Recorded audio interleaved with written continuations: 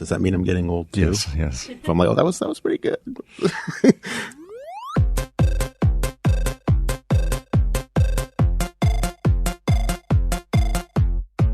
Welcome to Geared Up, brought to you by National Car Rental. I'm Todd Bishop. I'm Andrew Edwards. Hey, we've got a special abbreviated episode this week because we're deep in preparation for really one of the annual traditions of this show, of this show. That's right. Before this show I was going to say that. Yeah, our holiday gift guide is coming up next week, so we're putting all of our effort into that. Yes. But we wanted to touch base and say hi to everybody and let you know that we're still here, still kicking. And we're still thinking about you out there. That's right. You're on our minds. That's right. There were a few headlines this past week that caught our attention. What's the big one? The big one? Well, it's funny. It was not a huge week for tech gadget. Consumer electronics, yeah. News, consumer electronics. But there were some that really still did catch my attention, okay, Andrew. And I don't want to suggest that this is like, the centerpiece of a Geared Up episode, but I was fascinated by the new Keurig cocktail making pod machine. This is crazy. That it was unveiled. This is essentially taking the Keurig coffee approach and applying it to cocktails. And it is going to be a $300 machine. You're going to put a pod into the machine, right, just like you do with the coffee. Okay. And it works with CO2 canisters, which are going to be the main ongoing expense. The pods themselves are not as expensive as you would expect a cocktail pod. Do you know to make. the price of the pods? Here it is. So the machine costs $2.99. Okay. Each cocktail pod costs $4, $3.99, or $16 for 4. So that's $4. Yeah. Still 4. So yes. So, but the biggest expense will be the CO2. So, for me, I've never been a big drinker of alcohol. Yes. And so whenever I go to dinner with other people who drink and I see my portion of the bill and their portion of the bill, I'm always flabbergasted by how much these drinks cost. Yes. So is $4 a good deal for a cocktail? Because I don't know. Well, it depends on what kind of bars you frequent. Okay. Yeah. Like if you're at your neighborhood dive joint, you go out and you order something from, someplace that's not all that nice. It's still cheaper probably than you would pay for just a regular drink. $4. But if you're just doing it at home, you're going to be able to have a drink for much less than that. Okay. If you mix your own drink. Mix your own. So here you have though, the advantage is that it basically mixes it as a bartender would. Mm-hmm. And so you can have like a margarita, a mojito, Long Island iced tea, all these things will be able to be made. They say there will be 15 cocktails at launch, including a Moscow Mule. Here's a test, Andrew. Okay. Do you know what a Moscow Mule is? All I know is that it has a bronze cup. Yep. Copper? Yeah, copper cup. That's all I know. It's ginger beer and vodka with lime. This is my wife's favorite drink. Yeah, very good drink. It doesn't sound terrible. No, it's quite good. It's it's a little bit the gingery stuff. At any rate, this is called the DrinkWorks Home Bar by Keurig, and it's basically taking the coffee approach to cocktails. Now this gives me some pause. Okay. I have a hard time trusting Keurig as good as they've been or as popular as they've been in the coffee realm. There was a product called the Keurig Cold. Do you remember this? Yes. This is mentioned in the story. Okay. The Keurig Cold. I owned one.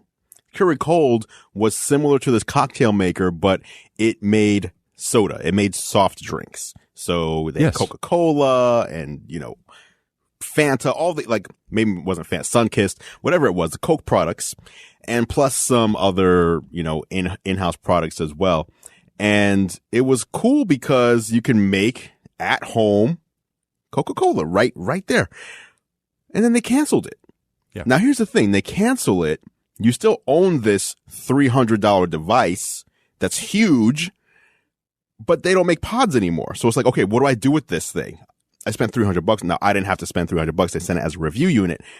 But if you did, $300, 6 months later, it's canceled. What now?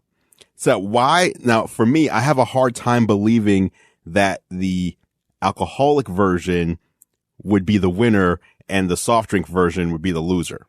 I agree, because obviously there would be a much larger market for the soft drink version.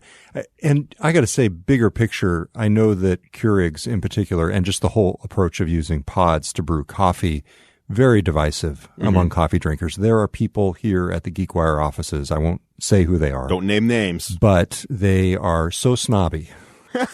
You can tell where I come down on this issue. They won't drink the Keurig coffee. Really? Yes. Is it because they don't want to contribute to the landfills with the pods? Possibly it's that, but I think it has more to do with taste.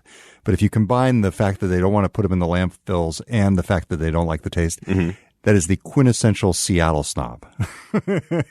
Only thing worse would be if they don't like the taste, but they love Starbucks. Oh, well, I like Starbucks. I like it all. Give me. You don't care. I am so non-discerning on this. So that is the new Keurig cocktail machine, $2.99, and they're going to be starting to distribute them exclusively in St. Louis, Missouri. What? Okay. Spoiler alert. This is not on our holiday gift guide, I assume. That's right. That's right. Hey, before we wrap up this abbreviated version of Geared Up, you lived in New York.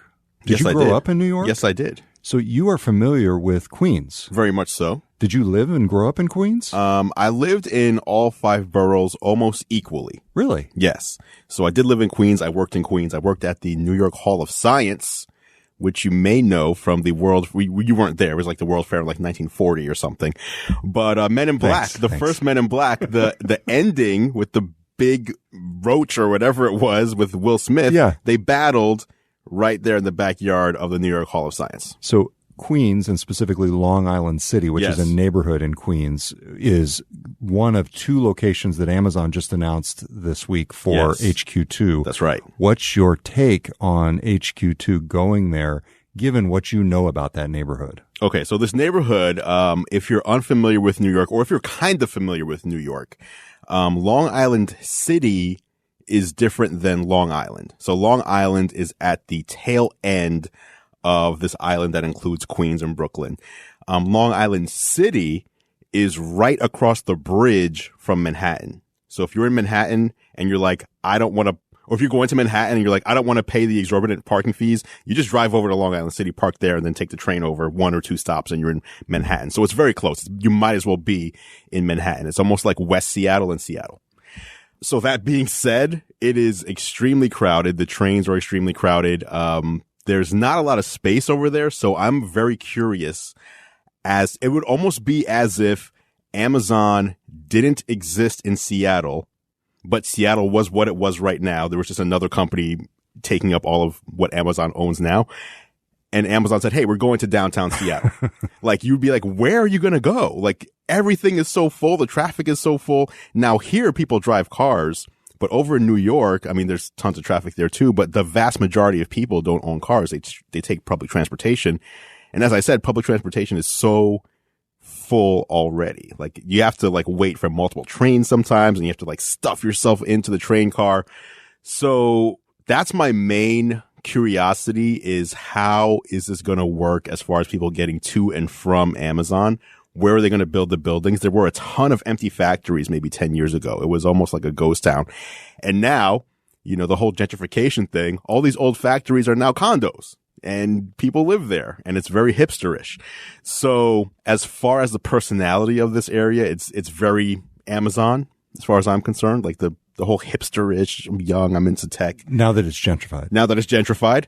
But just where are these people going to go? That's what has me, curious. It's funny. I've got a map right here. Here it is. Oh, so look at this. Long Island City. So you can see where, right. It's basically right, as you said, it's right on the East River. Yes. And so as you look at that location, I'm not sure what that is. So there's a bridge. There's a bridge there. Yep. And that's the bridge that. Yeah. So suffice to say, New York City is not a small place. So if you're right across the bridge from Manhattan, that's not a sparsely, it's dense. So I don't know. I don't know how they're going to do this. So last thing here, I will say, just to bring this home to Geared Up, in the other HQ2 location, Amazon is essentially having a neighborhood created for them. This is in Northern Virginia. Mm-hmm. Basically what the region did was they created a new neighborhood called National Landing. which did not exist before today. They basically they make this for Amazon? Essentially, yes. They carved out pieces of existing neighborhoods and then created a new neighborhood called National Landing. Here's a test. Okay. Ask Alexa, if you're listening, what is National Landing? And see how quickly Alexa adapts to the new reality of the world as defined by Amazon. It's pretty amazing. Okay. All right. Okay. So they didn't give this New York one a name yet. Can we ask Alexa about New York? Not yet. Not yet. Well, it hasn't, Long Island City. I don't think they're so bold as to go into New York and tell them this is the name of our new neighborhood. All right. Hey, as we said, we have a great show coming up next week. It is our annual holiday gift guide. Yeah. We're going to record it here shortly. And in fact, Andrew, you've got some really fascinating stuff on the table. I got to say, though, I'm pretty happy with my picks this year. You? Yes. I feel like it's a competition now. Well, who has better picks this year? Well, you're the glitz. I'm the practicality. Okay, you're not the glamour. You're the person who has the giant stuff under the tree. I'm the one who has the practical stuff in the stockings. Little underwear, little socks. That's Todd Bishop for you. Better than socks. Not better than underwear, but better than socks. All right. Stay tuned for that next week. Until next time, I'm Todd Bishop. I'm Andrew Edwards. Thanks for listening to Geared Up.